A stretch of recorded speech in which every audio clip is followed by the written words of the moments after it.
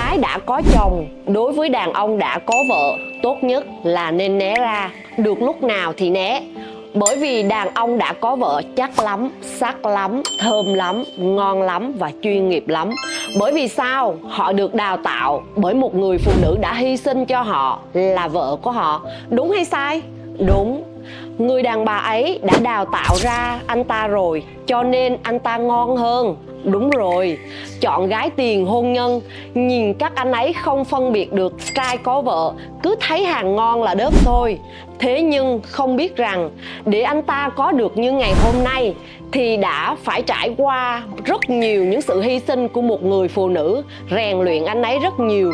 Bây giờ thành quả của người ta phải trả cho người ta chứ mình không lấy hoa trái của người khác. Ăn trái khóm là phùng bụng đấy các chị nha.